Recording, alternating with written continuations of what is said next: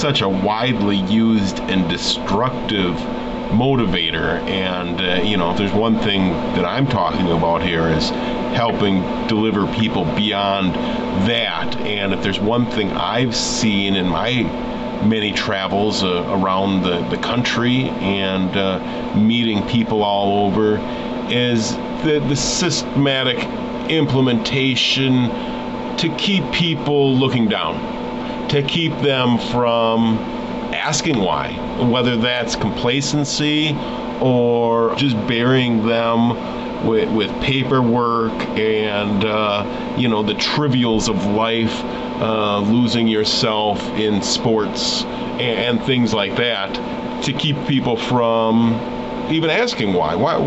That's what I've noticed. Yeah, and so that's where sacrifice is justified. It's okay to sacrifice slaves. In fact, not only are they going to be our slaves, but they're going to love it, and they're going to throw themselves out in front of a bus. And thank us for it. Yeah, in the name of honor, and that's where it gets into heroes, rituals, and myths. And so the culture gets engineered that way. And I think it's okay to make a contention because there's evidence. It's not just crazy lunatics now. And I think there's a trend towards not only having to move all that kind of endeavor aside, but I think it's now being embraced. Like, oh, yeah, it's Luciferian.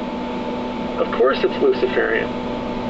Because that's the way it is here on this planet. And that's the truth and beautiful thing about everything that we are. And it's you Christians that cause the wars. And it's you guys who are the fundamentalists and unenlightened heathens and intolerant people. And it's you who obviously believe in this in a false reality, because look at the aliens who have come to the land to reinforce all of the propaganda that's been implanted into the culture since the dawn of time of benevolent alien races creating us, not God, but alien races. And back to exotic weapons, the way to pull those types of grandiose false flag operations not only have a motive and precedent in history of this is what's coming, folks. Hey, get ready for the war against terrorists, then asteroids, then aliens.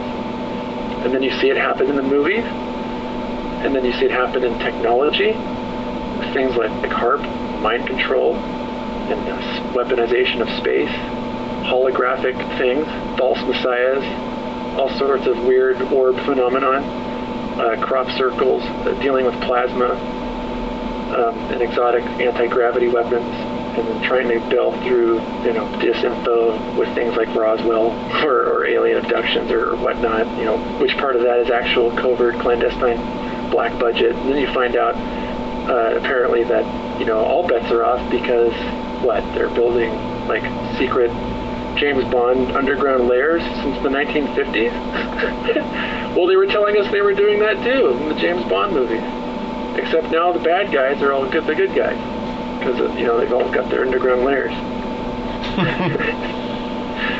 But that's what I mean. It's it's crazy. And then you got these guys talking about positive versus catastrophic timelines in the exopolitics community.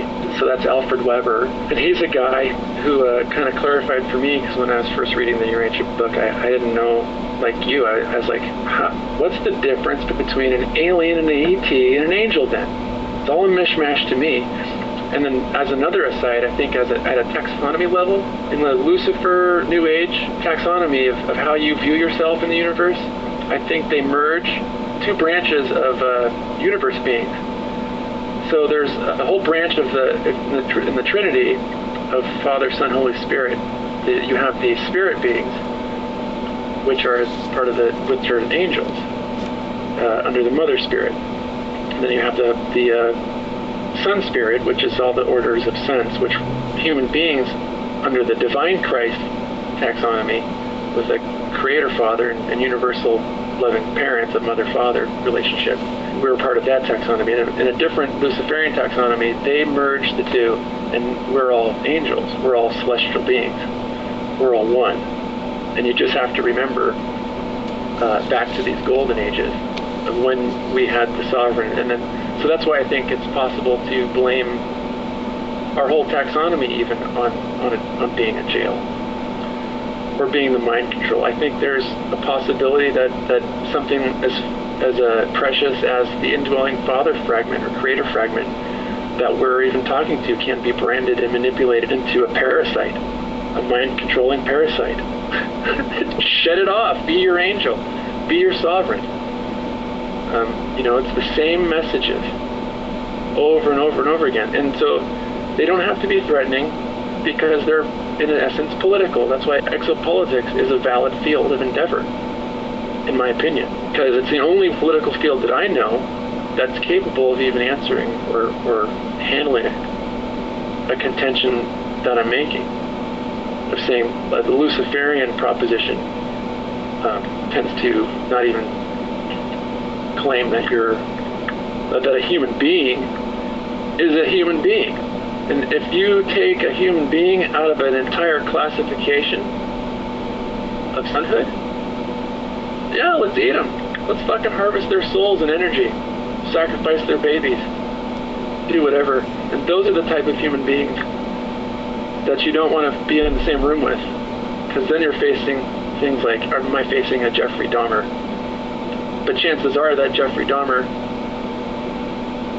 is a powerful person. And so there's movies to that effect. I mean, comic book heroes taking out the corrupt pope and then the corrupt governor. Yeah. You know what I mean? Well, yeah, but I think you need to help me understand.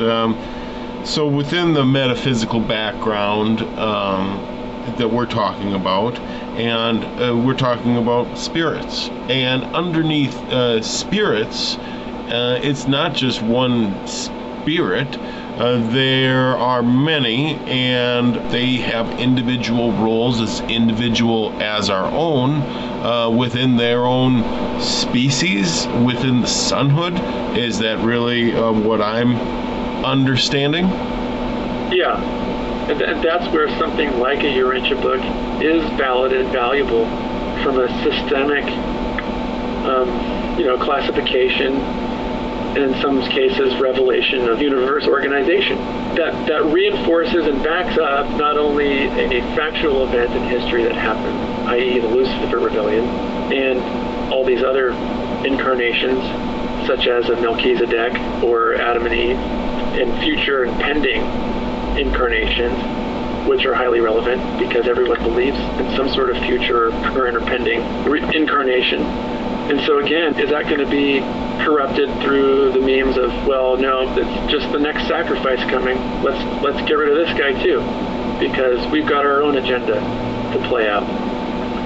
But that's where I become a quack, and that's where you need a legitimate field of endeavor to investigate and find evidence for any kind of type of actual adjudication, which allegedly happened in 1984, according to some of the Urantia cult channelers, to wit, Daniel and many others like him.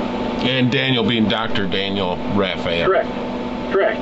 And then you have to correlate that and compare that to a whole different other forms of genre, which are the New Age, conspiratorial, and it's a phenomenon that's just rife with human perceptual coloring. So you have to look at it with both human error in mind, but also premeditated propaganda to confuse it, and basically competing viewpoints.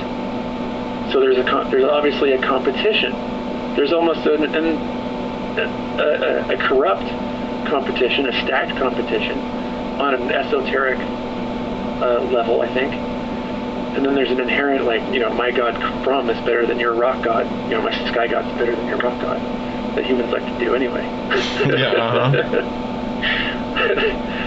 What you're explaining, and I think is what's special about what you and I are talking about here, is that at no time am I, and I know you are not, trying to enforce a belief on anybody.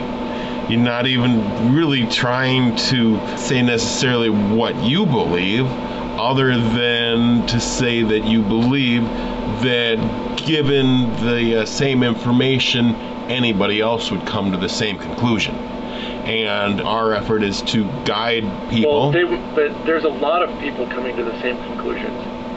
However, they're putting different labels on it. Yes. They're organizing their thought and religious experience with our encountered with. And so that's why it is important to get our message out, because does it offer innovation? Does it offer a fresh, clean alternative to look at something in a light? Because what's the risk of not hearing what we have to say? Well, we're trying to tell you that there is significant risk. And the reward of listening to what we have to say might give you more inner peace. It might give you more ability to reach out day to day and salvage experiences that are a little better than before. It just gives more meaning to your life. And the organized efforts, I should maybe give a little bit about my testimony too, but the organized efforts that are happening are going to go on with or without you, is my understanding. And by that, you can participate willfully, or you can participate and just be part of it without really going beyond yourself, or you can not participate by just not going out of your way to do things, or actually go out of your way to do negative things. So that's kind of the range. Either way, the progress is being made, and you are being utilized in any way they can. And they being the spirits and the organization that is trying to help us, or at least says that it's trying to help us. Is it a good way to explain it? Yeah, and the reason I chose things like the Heartbrain is because when you begin to delve into these avenues then it's important to trust your own process. And so, yeah, I do evangelize and recommend that those processes, do incorporate the heart. And so it's a truthful and scientific way to justify spiritual endeavors and spiritual validations through an entire use of your mind. And that it's valuable to be introduced to different spiritual taxonomies in everyone's metaphysical endeavors of what those labels are when you have a divine Christ and a salvation through faith and faith alone with a loving universe. Because it's really tough to talk about this when the world's falling apart and your life is very difficult.